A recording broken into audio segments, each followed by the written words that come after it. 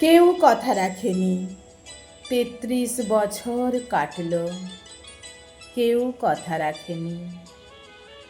ছেলেবেলায় এক বষ্টমী তার আগমনী গান হঠাৎ থামিয়ে বলেছিল, শুক্লা দ্বাদশীর দিন অন্তরাটুকু শুনিয়ে যাবে। তারপর কত চন্দ্রভূক অমাবস্যা চলে গেল, কিন্তু সেই বষ্টমী আর এলো না। ২৫ বছর প্রতীক্ষায় আছি। মামাবাড়ির মাঝি নাদের আলী বলেছিল, বড় হও দাদা ঠাকুর, তোমাকে আমি ৩ প্রহরের বিল দেখাতে নিয়ে যাব। সেখানে পদ্মফুলের মাথায় সাপ আর ভ্রমর খেলা করে। নাদের আলী, আমি আর কত বড় হব?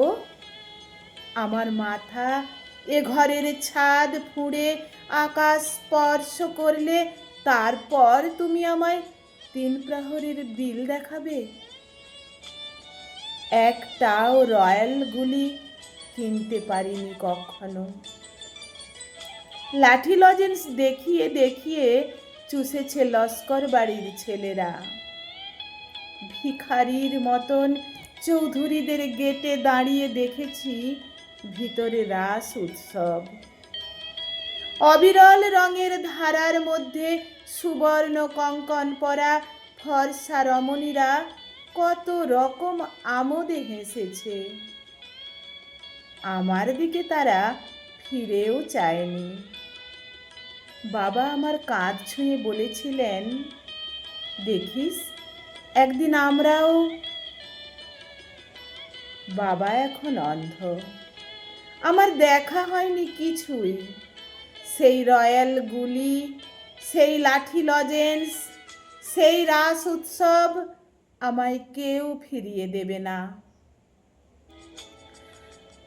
বুকের মধ্যে সুগন্ধি রুমাল রেখে লাবণ্য বলেছিল, যেদিন আমায় সত্যিকারের ভালোবাসবে সেদিন আমার বুকেও এরকম আতরের গন্ধ হবে।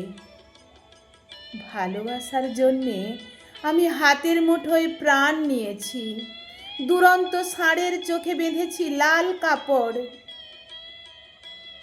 বিশ্ব সংসার তন্ন তন্ন করে খুঁজে এনেছি ১০৮টা নীল পদ্ম, তবু কথা রাখেনি বরুণা।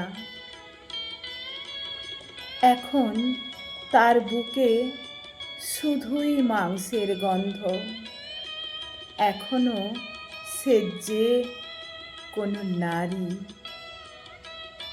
কেউ কথা রাখেনি। ৩৩ বছর কাটল, কেউ কথা রাখে না।